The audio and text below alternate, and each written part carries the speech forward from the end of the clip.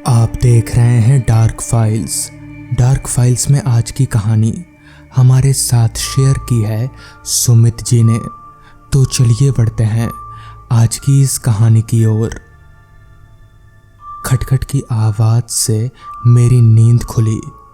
उठते ही समय देखा तो पता चला कि रात के 3 बजे हुए थे। वो आवाज सुनकर मैं हैरान था, क्योंकि उस समय मैं कमरे में अकेला ही था। मैं अपने पलंग से उठा और कमरे से बाहर की तरफ देखा। बाहर सब कुछ शांत था, बस तेज हवाएं चल रही थीं, जिनकी आवाज़ मैं साफ साफ सुन सकता था। उस आवाज़ का कारण हवा को समझकर मैं वापस सोने जाने लगा। तभी फिर से एक तेज खट की आवाज़ आई। वो खटखटाने जैसी आवाज़ थी। मुझे लगा शायद खिड़की के कांच पर हवा से कुछ टकरा रहा होगा। मैं खिड़की के पास गया और आसपास देखने लगा। देखते देखते एक बार फिर वही आवाज़ आई। अब की बार मुझे पता चला कि वो आवाज़ मेरे पास के ही अलमारी से आ रही थी। वो एक बहुत पुरानी अलमारी थी। जब हम इस घर में आए थे तभी से ये अलमारी इस कमरे में मौजूद थी। बहुत भारी और पुरानी होने के कारण मेरे पिता ने इसे यहीं रहने दिया, परंतु शुरुआत से ही मुझे वो अलमारी बिल्कुल पसंद नहीं थी। मैं उस आवाज़ के स्रोत को जानने के लिए उस अलमारी की जांच करने लगा। उस अलमारी पर एक बहुत ही बड़ा और भद्दा आईना लगा हुआ था। मैंने उस अलमारी को खोलकर भी देखा, मगर कुछ भी अजीब नहीं मिला। सब कुछ सही समझकर मैंने वो अलमारी बंद कर दी और वापस अपने पलंग की ओर जाने लगा। जाने से पहले मेरे मन में ख्याल आया, क्यों ना उस आईने में खुद को निहार लिया जाए। तो मैं बस उस आईने के सामने खड़ा हो गया और खुद को एकटक देखता रहा। वैसे तो मुझे वो आईना बिल्कुल भी पसंद नहीं था, पर पता नहीं उस दिन मुझे क्या हो गया था जो मैं इतनी देर से बिना पलके झपकाए बस उसे ही देखे जा रहा था। उस समय मुझे ऐसा लग रहा था कि जैसे मैं एक भंवरा हूँ और वो आईना एक फूल। जिस प्रकार एक फूल एक भंवरे को अपनी तरफ आकर्षित करता है, उसी प्रकार वो आईना भी मुझे आकर्षित कर रहा था। हर तरफ शांति। मैं उस असीम शांति के बीच उस आईने को देखे जा रहा था। तभी उस शांति को काटती हुई एक तीर की तरह वही खट की आवाज़ वापस से आई। अब मैं जान चुका था उस आवाज़ का स्रोत वो आईना ही था। मैं उस आवाज़ को और ध्यान से सुनने के लिए उस आईने के करीब से देखने लगा। मैं बस उस आईने में अपने आप को ही घूर रहा था। बहुत देर लगातार देखने के बाद मैं उस आईने से दूर जाने लगा, पर मैं उस आईने से अपनी नज़र हटा ही नहीं पाया। बहुत कोशिश के बाद भी मैं उस आईने के आगे से नहीं हट पाया।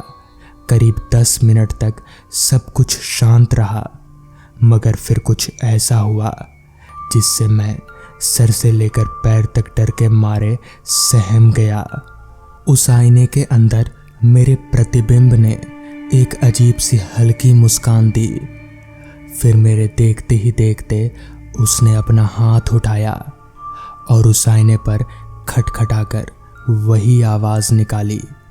मैं डर के मारे कांप रहा था, पर फिर भी उस आईने से अपनी नज़र नहीं हटा पा रहा था। ना चाहते हुए भी मुझे उस प्रतिबिंब की डरावनी आंखों में देखना पड़ रहा था। उसकी आंखों में एक अलग ही रोशनी थी जिसके अंदर मैं खोया जा रहा था।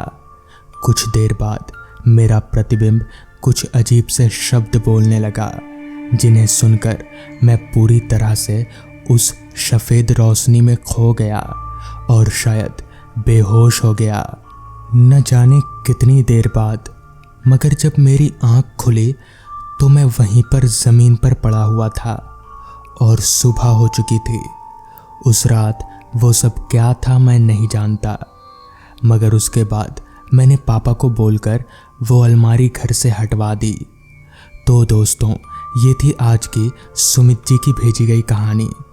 आज की दूसरी कहानी में आगे बढ़ने से पहले अगर आपने अभी तक हमारे नए चैनल डार्क टीवी को सब्सक्राइब नहीं किया है तो कर लें। लिंक आपको नीचे डिस्क्रिप्शन बॉक्स में मिल जाएगी, जहां हर शाम 7:30 बजे नई वीडियोस आती हैं। तो चलिए बढ़ते हैं आज की इस दूसरी कहानी की ओर। ये घटना आज से तकरीबन 22 साल पुरानी है।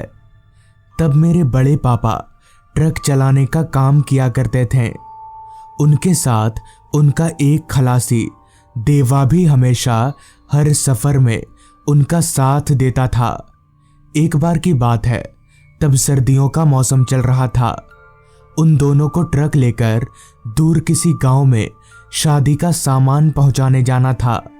फिर क्या था, बड़े पापा ने ट्रक स्टार्ट किया और दोनों निकल पड़े उस गांव की ओर। बड़े पापा ने जब ट्रक को चालू किया था तो शाम के 5 बज रहे थे, और चूंकि वो गांव काफी दूर था तो जाहिर सी बात है वहां पहुंचने में फिलहाल उन दोनों को वक्त लगने वाला था। अगर बड़े पापा चाहते तो दिन में भी जा सकते थे, मगर दिन के मुकाबले रात में रास्ता ज्यादा खाली रहता है। इसलिए बड़े पापा ने रात में निकलने का फैसला किया, और वो अक्सर दूर दराज का सफर रात में करते थे। ट्रक चलाते चलाते अब बड़े पापा को काफी वक्त हो चुका था, मगर रास्ता था जो खत्म होने का नाम ही नहीं ले रहा था। और चूंकि वो दोनों इससे पहले कभी भी उस गांव में नहीं गए थे, इसलिए उन्हें ठीक ठाक रास्ते का भी पता नहीं था। तभी देवा ने बड़े पापा से कहा, तुझे रास्ता तो ठीक से पता है ना? इस पर बड़े पापा ने कहा, देख, सच बताऊं तो रास्ता मुझे भी उतना सटीक तो नहीं पता है। चल, कहीं कोई आदमी दिखेगा तो वहां किसी से पूछ लेंगे। और इतना कहकर बड़े पापा ने ट्रक की रफ्तार बढ़ा दी। ठंड की वजह से रात के 8 बजे ही आधी रात की तरह लग रहा था। जितना सुनसान वो रास्ता था, उतना ही सुनसान अंधेरे में डूबा हुआ उस रास्ते के बगल में वो जंगल था। अभी वो दोनों ट्रक लेकर आगे बढ़ ही रहे थे कि तभी बड़े पापा को सामने की तरफ एक 3 रास्तों वाला मोड़ नजर आने लगा। उस मोड़ को देखकर बड़े पापा बड़ी परेशानी में पड़ गए कि अब किस तरफ जाना है। मगर अच्छी बात तो ये थी कि उस मोड़ के एक किनारे पर एक छोटी सी चाय की टपरी नजर आ रही थी। तभी बड़े पापा ने देवा से कहा, चल यहाँ रुककर थोड़ा चाय वाय पीते हैं। इतना कहकर बड़े पापा ने ट्रक को उस चाय की टपरी पर रोका और ट्रक से नीचे उतरकर टपरी के अंदर दाखिल हुए। टपरी के भीतर चाय वाले के अलावा 3-4 लोग और भी थे, लिहाजा बड़े पापा और देवा उन्हीं लोगों के पास जाकर बैठ गए और भट्टी में आग तापने लगे। ठंड बहुत ज्यादा हो रही थी। भट्टी की आग से बड़े पापा को वो सुकून मिल रहा था जो आज तक उन्हें कभी नहीं मिला था। कुछ देर के बाद बड़े पापा ने वहां मौजूद लोगों से पूछा, भाई साहब, ये पूतनागढ़ गांव जाने का रास्ता किधर से पड़ेगा और यहाँ से किस तरफ जाना होगा? पूतनागढ़ गांव का नाम सुनकर पता नहीं वहां मौजूद सभी लोगों का चेहरा एकदम से सूख गया और उन्होंने कहा, इस वक्त पूतनागढ़ गांव जाइएगा? दिमाग ठीक तो है आपका? इस पर बड़े पापा ने कहा, क्यों, क्या दिक्कत है इस वक्त जाने में? तो वहां मौजूद लोगों ने कहा, उस गांव तक जाने वाला रास्ता वो ठीक नहीं है। उस रास्ते पर जिन्न भटकते रहते हैं। उस आदमी की बात सुनकर बड़े पापा ने एक नजर देवा की तरफ देखा तो उसका पूरा चेहरा जैसे उतर सा गया था और वो इशारों ही इशारों में बड़े पापा को आगे जाने के लिए मना कर रहा था। जिस पर बड़े पापा ने देवा से कहा, तू जा ट्रक में बैठ, मैं आता हूं पैसे देकर। बड़े पापा की बात सुनकर देवा ट्रक की तरफ चला आया कुछ देर के बाद बड़े पापा पैसे चुकाकर वापस ट्रक में आए और बोले, उन लोगों की बातों पर विश्वास मत कर, वो लोग तो ऐसे ही बोलते रहते हैं, और वैसे भी हम लोग ट्रक में रहेंगे तो कुछ नहीं होगा, मैंने पूरा रास्ता पूछ लिया है, चल। जिसके बाद बड़े पापा ने अपना ट्रक चालू किया और उसी मोड़ से एक रास्ते को पकड़कर पूतनागढ़ गांव की तरफ आगे बढ़ने लगे। वो रास्ता जिस पर फिलहाल वो दोनों आगे बढ़ रहे थे, उस पर ना तो कहीं लाइट का इंतजाम था और ना ही कोई इंसान नजर में आ रहा था। पता नहीं क्यों, मगर ऐसा लग रहा था जैसे वो रास्ता इस दुनिया में ही ना हो। हालांकि इससे पहले भी वो दोनों सैकड़ों बार सुनसान रास्तों से गुजर चुके थे, मगर पता नहीं क्यों वो रास्ता कुछ अजीब सा था। तभी देवा ने बड़े पापा से कहा, भाई अगर हम लोग आज पूतनागढ़ गांव नहीं जाते तो कौन सा पहाड़ टूट जाता, अगर रास्ते में कुछ दिक्कत हो गई तो। इस पर बड़े पापा ने कहा, अरे कुछ नहीं होगा, मैं हूं ना तेरे साथ, बस तू गाड़ी से नीचे मत उतरना। बड़े पापा की ये बात देवा को कुछ खास समझ में नहीं आई। खैर, फिर दोनों के बीच कोई बात नहीं हुई। बड़े पापा तेजी से ट्रक चलाकर जितना जल्दी हो सके उस रास्ते से निकलने की कोशिश में थे, मगर तभी उन्हें रोड के बीचों बीच एक आदमी खड़ा नजर आया, जिससे कुछ ही दूरी पर एक कार जमीन पर पलटी हुई थी। वो आदमी हाथ दिखाकर ट्रक रोकने का इशारा कर रहा था, जैसे उसे कोई मदद चाहिए हो। तभी देवा ने बड़े पापा से कहा, ट्रक मत रोकना, यह जिन है, हमें फंसाने की कोशिश कर रहा है ये। इस पर बड़े पापा ने कहा, नहीं हो सकता है इसे सच में कोई मदद चाहिए हो। ये सोचकर बड़े पापा ने ट्रक को ठीक उस आदमी के बगल में रोका। वो आदमी चलकर ट्रक के किनारे कुछ ही दूरी पर आकर खड़ा हो गया और बोला, भाई साहब मेरी कार का एक्सीडेंट हो गया है, कार में मेरा एक दोस्त भी फंसा है, प्लीज आप मेरी मदद करिए उसे निकालने में।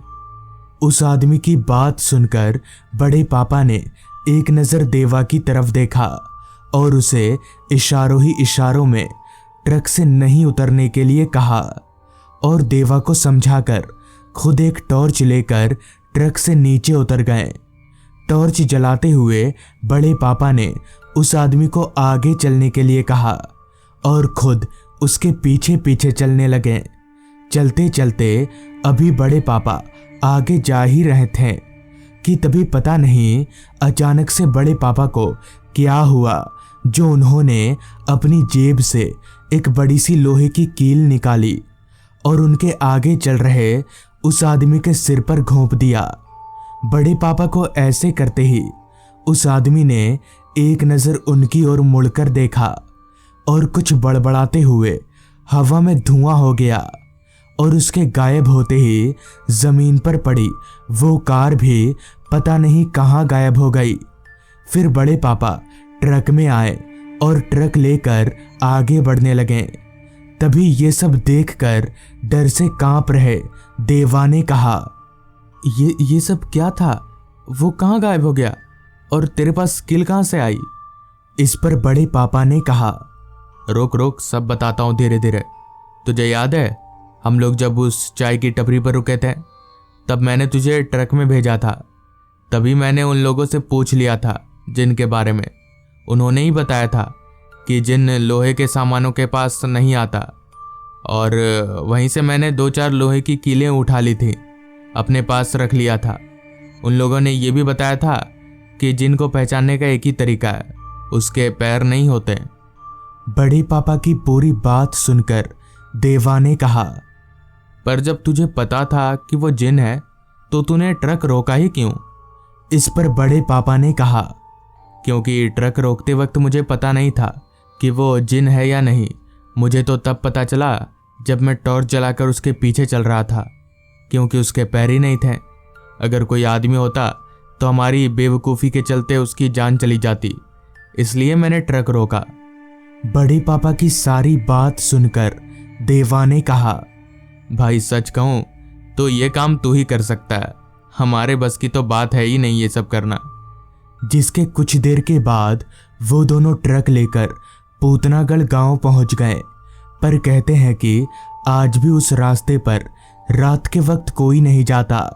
लोगों का मानना है कि वो रास्ता अभी भी जिन्न के गिरफ्त में है। खैर, इस घटना के बाद बड़े पापा भी कभी उस रास्ते पर नहीं गए। तो दोस्तों, ये थी आज की कहानी। अगर आपको ये कहानी पसंद आई हो तो चैनल को ज़रूर सब्सक्राइब कर लें।